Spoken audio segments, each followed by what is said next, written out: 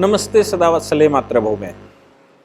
Honourable Prayag high court, हालांकि कुछ लोगों ने, जब मैं प्रयाग हाई कोर्ट की बात कर रहा हूं तो कुछ लोगों ने कहा कि आप प्रयाग हाई कोर्ट क्यों नहीं बोलते, आप इलाहाबाद हाई कोर्ट क्यों बोलते हैं। देखिए, याद रखिए, प्रयाग नाम राज्य सरकार ने अपने ज़िले का रखा है, प्रयागराज, लेकिन हाई कोर्ट का नाम अभी भी इलाहाबाद है और इलाहाबाद हाई कोर्ट नाम बदलना राज्य सरकार के हाथ में नहीं है। वो इलाहाबाद हाई कोर्ट स्वयं या ऑनरेबल सुप्रीम कोर्ट स्वयं तय करेगा कि उसके कोर्ट का क्या नाम होगा, राज्य सरकार की सहमति से होगा। इसलिए मैं प्रैक्टिस करना शुरू करता हूं और मैं भी कहूंगा प्रयागराज हाई कोर्ट, हालांकि उसको अभी भी ऑफिशियली इलाहाबाद हाई कोर्ट कहा जा रहा है। खैर, मामला यहाँ पर है कि प्रयागराज हाई कोर्ट के अंदर एक ऐसा मामला आया जिसमें प्रयागराज हाई कोर्ट के जज ऑनरेबल एस.के. यादव ने एक बेल पिटीशन सुनी।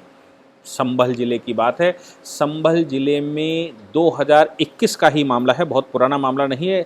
अपराध पंजीकृत हुआ 9 फरवरी 2021 की सुबह, या मैं कहूँ 9 फरवरी 2021 के रात को अपराध हुआ और सुबह उसका मामला पंजीकृत हुआ। मामला क्या था?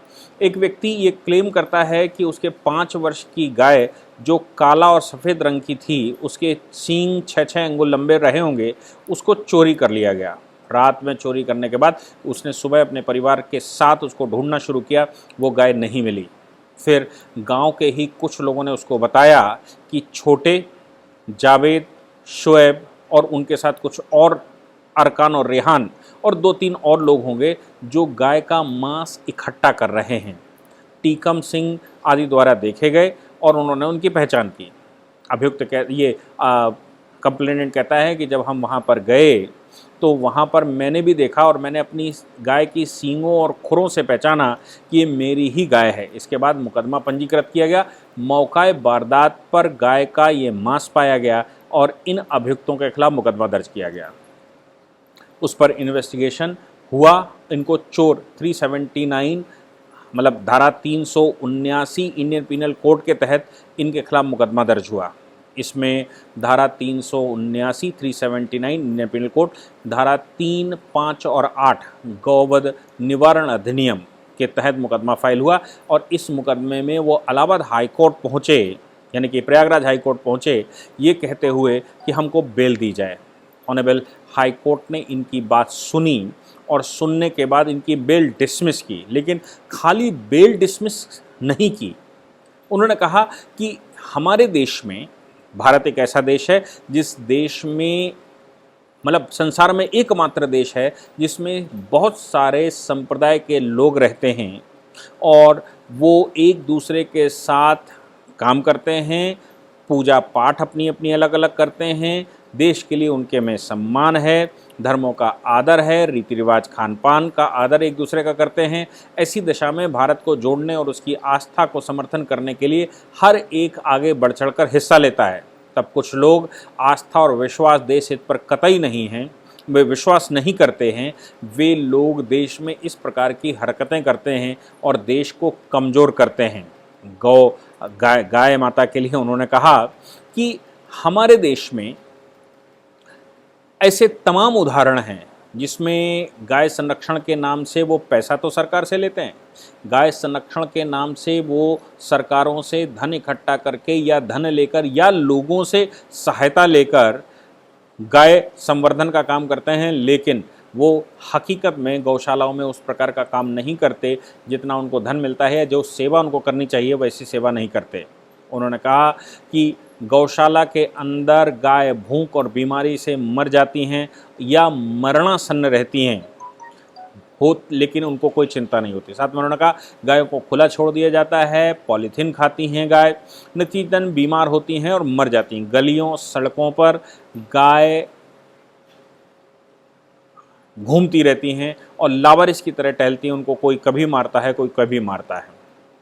ये उन्होंने बहुत सारी बातें इसमें कहा, लेकिन उन्होंने साथ में कहा कि हमारे देश में जहाँ गाय आस्था का बिंदु है और विज्ञान, बहुत विशेष बात उन्होंने कही, विज्ञान जब गाय को साइंटिफिक वैज्ञानिक मानता है और विज्ञान ये मानता है कि गाय लाखों गुणों से भरी हुई है, और गाय दूध नहीं देती तो भी उसका गौमूत्र और उसका गोबर, वो एक अकेला ऐसा जानवर है जो सांस ऑक्सीजन लेता है और ऑक्सीजन ही छोड़ता है। ये कोर्ट की टिप्पणी है। इस टिप्पणियों पर उन्होंने कहा कि जब ऐसा कोई जानवर जो भारत में इतना पूजा जाता हो और उसका एक वैज्ञानिक आधार हो, मतलब वैज्ञानिक रूप से भी उसको काटा ना गया हो और उस पर आस्था भी लोगों की हो, ऐसी परिस्थिति में गाय को राष्ट्रीय पशु घोषित किया जाना चाहिए। उन्होंने कहा इसके विरुद्ध कड़े कानून बनाए जाने चाहिए कि गाय को कोई नुकसान ना पहुंचाए पाए। उन्होंने कहा कि गायों की ब्रीड्स के संरक्षण की व्यवस्था की जानी चाहिए और गाय के विषय में गौ संरक्षण को लेकर कुछ ऐसे कार्य करने चाहिए, ऐसे कड़े कानून भी बनाने चाहिए ताकि देश में गाय को कोई भी ऐसे कुदृष्टि से न देख सके।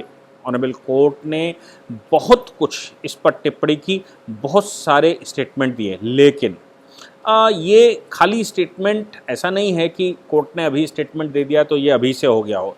मैं आपको एक बड़े केस की चर्चा बताता हूँ। 2005 में एक साइटेशन आया और मतलब 2004 में उसका जजमेंट आया, 2005 में वो साइट किया गया। केस का नाम था state of Gujarat versus Shri अहिंसा आर्मी मानव कल्याण जीव दया चैरिटेबल ट्रस्ट एंड अखिल भारत कृषि गौ सेवा संघ वर्सेस मिर्ज़ापुर मोती कुरैशी कसाब जमात। केस का पूरा नाम फिर से सुनिए, state of Gujarat and Shri अहिंसा आर्मी मानव कल्याण जीव चैरिटेबल ट्रस्ट, अखिल भारत कृषि गौ सेवा संघ वर्सेस मिर्ज़ापुर मोती कुरैशी कसाब जमात एंड अदर्स। ये 26/10/2005 को डिसाइड हुआ। इसमें एक बड़ी बेंच बैठी। मैं कोई सामान्य बेंच की बात नहीं कर रहा हूँ। Honourable chief justice RC Lohati की अध्यक्षता में एक 7 जजों की बेंच बैठी। छोटी बेंच नहीं थी। कौन कौन जज थे मैं आपको फिर से बताता हूँ। Honourable justice BN Agarwal, honourable justice RC Lohati जो चीफ जस्टिस थे, honourable justice Arun Kumar, honourable justice GP Mathur, honourable justice AK Mathur, honourable justice CK Thakkar और ऑनरेबल जस्टिस PK बालासुब्रमण्यम। ये 7 जजों की बेंच बैठी थी जिसने डिसाइड किया था कि कॉन्स्टिट्यूशन के article 19(1)G, article 48 capital A, article 51 capital A clause G में और इसके अतिरिक्त बॉम्बे एनिमल प्रिजर्वेशन एक्ट 1994 की धारा 2, इनके तहत ये मामला था। मामला क्या था कि गौकसी को गुजरात सरकार ने बैन कर दिया, पूर्ण बैन कर दिया कि भाई गाय को काटा नहीं जा सकता, गाय का मांस नहीं बनाया जा सकता। गाय अपने स्वाभाविक मृत्यु से मरे तो मरेगी, उससे पहले गाय को नहीं मारा जा सकता। इस बात को लेकर ये जो कसाब फैमिली थी, यानी कि मिर्ज़ापुर मोती कुरैशी कसाब जमात एंड और दूसरे लोग, ये हाई कोर्ट गए। हाई कोर्ट के बाद और सुप्रीम कोर्ट गए। सुप्रीम कोर्ट में जो विषय आया वो विषय ये था इनकी तरफ से कि साहब हमारा रोजगार सरकार रोक रही है, जानवर काटना, जानवर काटकर उसका मांस बेचना मेरा रोजगार है और सरकार उस रोजगार पर प्रिवेंशन कर रही है, यानी कि article 19(1)G right to trade and profession, मेरे प्रोफेशन को सरकार रोक रही और ये कॉन्स्टिट्यूशन में मुझे फंडामेंटल राइट दिए गए हैं और इन फंडामेंटल राइट का उल्लंघन है। मामला सुप्रीम कोर्ट तक पहुंचा। सुप्रीम कोर्ट में आपको याद होगा कि हमारे यहाँ एक बहुत बड़े विचारक और चिंतक हुए हैं राजीव जी दीक्षित। राजीव दीक्षित जी भी इंटरवीन कर गए और उनकी जो संस्था थी अखिल भारत कृषि गौशाला संघ, इसने भी उसमें इंटरवीन किया। इंटरवीन करते हुए ये मामला कोर्ट के सामने ये सिद्ध होना था कि गाय व्यवसाय के रूप में इस्तेमाल की जा सकती है या गाय को नहीं काटा जा सकता। क्या किसी भी व्यक्ति, गाय काटना किसी भी व्यक्ति का फंडामेंटल राइट है आर्टिकल 19(1)G में, या फिर जो आप कह रहे हैं कि गाय नहीं काटी जा सकती उसके लाभ हानि क्या है। इन लोगों ने कोर्ट के सामने ये सिद्ध किया, यानी कि गौशाला समिति ने ये सिद्ध किया कि गाय मरने के बाद या गाय जब रूठ जाती है का मतलब उटक जाती है, ऐसा शब्द इस्तेमाल करते हैं, मैं गाँव का हूँ, हमारे यहाँ उटक जाती है। उटक जाने का मतलब ये होता है कि गाय दूध देना बंद कर देती है। तो गौमूत्र और गोबर, इसका इस्तेमाल, ये देसी गाय की बात चल रही है, उसका इस्तेमाल किया जाता है और गाय अपना पूरा खर्चा इस विषय पर निकालती है। और गाय जो कुछ भी खर्चा इस विषय पर निकालती है, उस खर्चे में उस पूरे व्यवस्था से लाभ होता है, हानि नहीं होती। यानी कि रूठी हुई गाय भी खर्चा निकालती है। और इसके अतिरिक्त न्यायालय में ये इन्होंने सिद्ध किया कि गाय जब मरती है तो वो 20 लाख रुपए से ऊपर का धन होती है। अब मरने के बाद 20 लाख रुपए का धन होती है, कैसे? उन्होंने कहा कि गाय को भूसा और गोबर और गौमूत्र और नमक और तुलसी और कुछ और चीज़ें मिलाकर दबा दिया जाता है। दबाने के बाद वो जो उसका गोबर, जो उसकी खाद बनती है, वो खाद की जो कीमत बनती है वो कीमत 20 लाख रुपए की होती है। उन्होंने कहा कि उसके जो सींग होते हैं, सींगों के से पेस्टिसाइड बनाया जाता है। सींगों में कुछ चीज़ें मिलाकर उसके अंदर का जो मटेरियल रहता है उससे पेस्टिसाइड बनाया जाता है। इस प्रकार पूर्ण रूप से जैविक खेती के लिए एक गाय एक परिवार के लिए सफिशिएंट है। परिवार में दूध भी देती है। उसका बछड़ा, जो गाय का बछड़ा बड़ी ठूंठ वाला होता है, वो बैल का काम करता है। गाय मरने के बाद इतना सब कुछ दे जाती है कि उसको 5 वर्ष तक अपने खेत में 5 एकड़ या 7 एकड़ कुछ ऐसा किया था, इतने खेत में किसी भी प्रकार का कोई पेस्टिसाइड या खाद डालने की ज़रूरत नहीं पड़ती। और जब वो जीवित रहती है तो उसका गौमूत्र और उसका जो गोबर है, उससे जो खाद बनती है, उसमें भी आपको आर्टिफिशियल खाद डालने की ज़रूरत नहीं पड़ती। ये न्यायालय में सिद्ध हो गया। तो अब कुरैशी परिवार का ये मानना था, यानी कि मुसलमानों का ये कहना था कि भाई हमें गाय मरने के बाद हमारे लिए वेस्ट हो जाती है, जिंदा रहती है तो 5-7 हज़ार 10 हज़ार रुपये की गाय हो जाती है। हम 10 हज़ार रुपये की गाय काट कर उसका मांस निकाल कर बेच लेते हैं तो हमको 10 हज़ार रुपये मिलते हैं, और गाय अगर मर जाती है तो उसको कुछ नहीं मिलता। दूसरा उन्होंने कहा कि उनका आर्गूमेंट था कि गाय दूध जब छोड़ जाती है तो उसके बाद भी जीवित रहती है, तो ऐसी जीवित गाय को ये देश का खाना खाती है और देश के लिए बोझ है, तो ऐसी गाय को जीवित क्यों रखना? इकोनॉमिकली सोचना चाहिए, इसमें धर्म क्या लाया? और कोई भारत का संविधान तो सेकुलर संविधान है, और सेकुलर संविधान में ये आप धार्मिक रूप से क्या करते इसमें गुजर रहे हैं।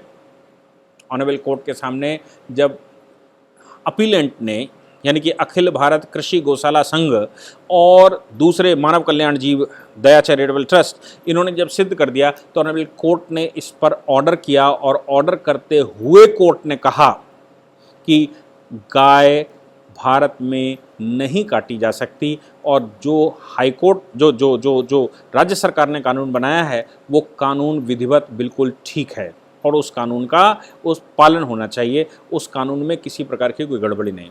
आज उसी मामले को ऑनरेबल जस्टिस एस.के. यादव ने प्रयागराज हाईकोर्ट में रिपीट किया और कहा कि गाय को क्यों नहीं आप राष्ट्रीय पशु घोषित करते हैं, गाय को लेकर क्यों नहीं कड़े कानून बनाते हैं, और गाय को लेकर भारतवर्ष में क्यों स्थिति क्लियर नहीं की जाती है। ये आवश्यकता है, और ऐसे लोगों को कड़ी से कड़ी सज़ा देने की आवश्यकता है। मुझे लगता है कि भारत में वैज्ञानिक दृष्टि से ये कहा गया है कि एक गाय घर में पालने से समस्त बीमारियों से दूर होते हैं, और ये बहुत बार पाया गया है। मुझे लगता है कि अभी जो एपिडेमिक चल रहा है, उस एपिडेमिक काल में भी ये सर्वे होना चाहिए कि जिन घरों में देसी गाय थी, क्या उनको कोरोना हुआ?